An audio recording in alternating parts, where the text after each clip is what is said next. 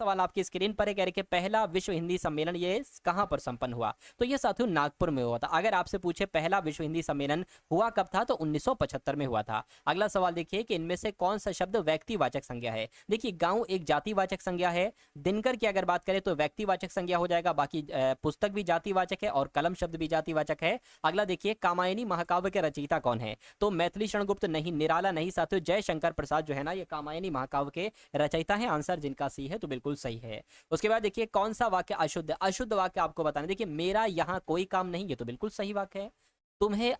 तुम्हें हम अब नहीं समझा सकूं, ये गलत वाक्य है।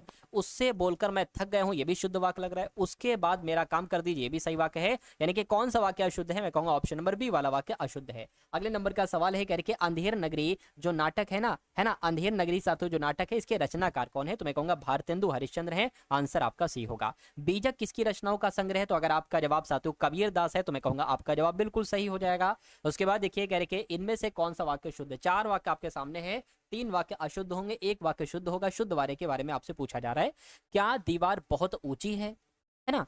क्या दीवार, देखिए यहां पर दीवार गलत शब्द है, क्या दीवार बहुत ऊंची है, तो कौन सा यहां पर सही है, क्या दीवार।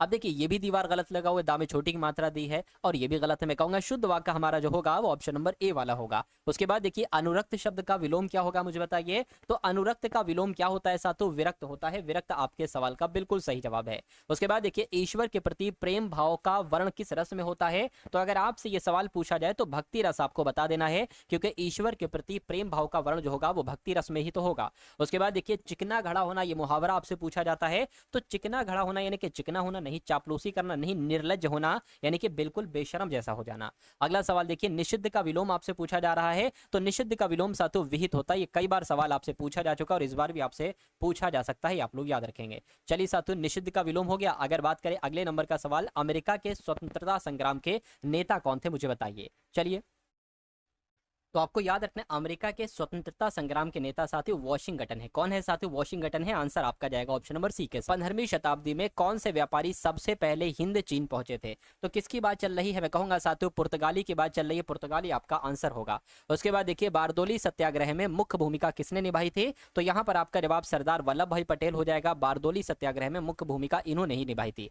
अमेरिका में नागरिक अधिकार आंदोलन किसके द्वारा शुरू किया गया था, तो आपका जवाब साथियों मार्टिन लूथर किंग जूनियर हो जाएगा। मार्टिन लूथर के द्वारा ही अमेरिका में नागरिक अधिकार आंदोलन शुरू किया गया था। किस घटना ने राष्ट्रवाद की अवधारणा को जन्म दिया, तो साथियों फ्रांस की क्रांति ने राष्ट्रवाद की अवधारणा को जन्म दिया। बिस्मिल्लाह खां कौन सा वाद्य यंत्र बजाते थे, तो ये शहनाई वादक थे। आंसर आपका सी होगा। उसके बाद देखिए साम्यवादी घोषणा पत्र के लेखक कौन थे, तो आपका जवाब कार्ल मार्क्स हो जाएगा। कार्ल मार्क्स ही साम्यवादी घोषणा पत्र के लेखक थे।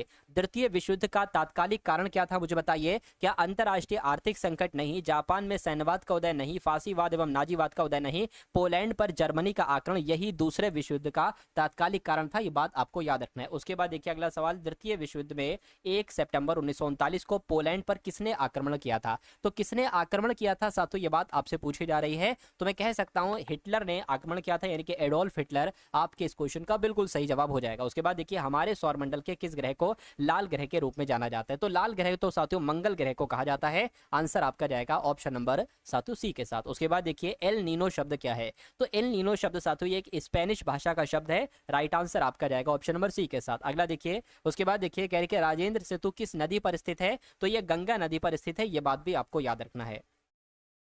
उसके बाद देखिए अगला सवाल कह रहे कि भारत की जलवायु कैसी है साथियों, मुझे बता दीजिए। तो भारत की जलवायु की अगर हम बात करते हैं तो ये उष्ण कटिबंधीय मानसूनी है, बिल्कुल सही। आपके सवाल का जवाब ऑप्शन नंबर सी होगा। और अगला क्वेश्चन देखिए, यानी कि भारत में मीठे पानी की सबसे बड़ी झील कौन सी है, तो आपका जवाब वूलर झील हो जाएगा। क्या साथियों, ये बात आप लोग याद रखेंगे।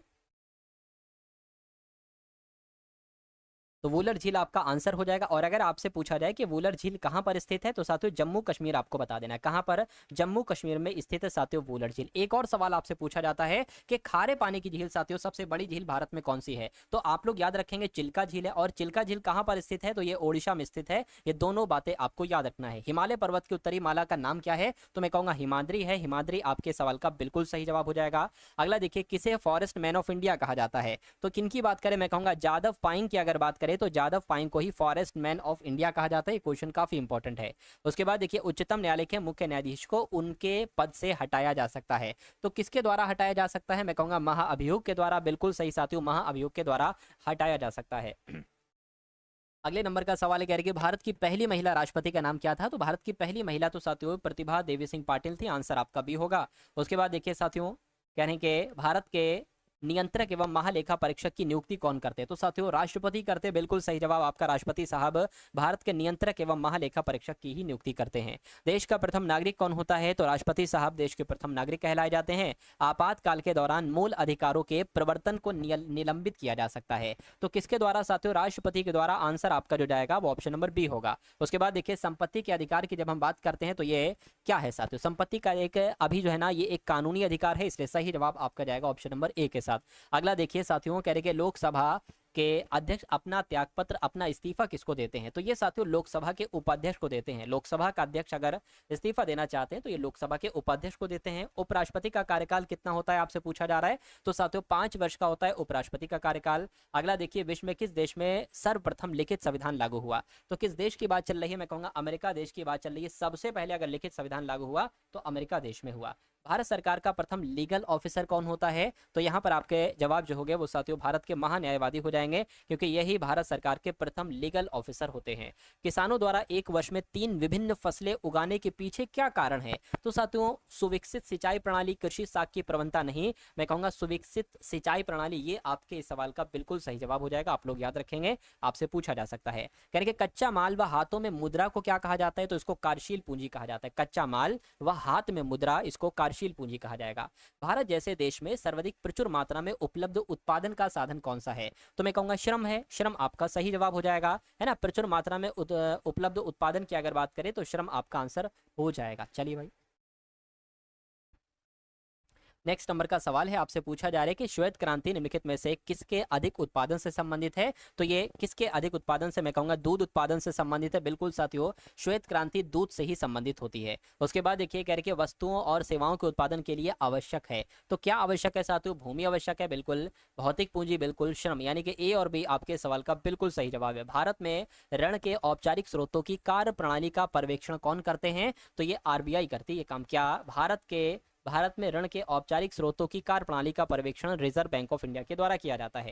यानी कि जीडीपी की फुल फॉर्म क्या होती है? तो जीडीपी की फुल फॉर्म की अगर बात करें तो ग्रॉस डोमेस्टिक प्रोडक्ट होती है, यानी कि सकल घरेलू उत्पाद। हिंदी में कहेंगे सकल घरेलू उत्पाद और इंग्लिश में कहेंगे ग्रॉस डोमेस्टिक प्रोडक्ट। उसके बाद देखिए अगला सवाल है, कहने कि आपसे पूछा जा रहा है साथियों कि अल्प बेरोजगारी तब होती है। तो अल्प बेरोजगारी कब होती है, ये बात का जवाब आप लोग दे दीजिए। तो साथियों काम करना नहीं चाहता उसको अल्प बेरोजगारी नहीं कहते हैं।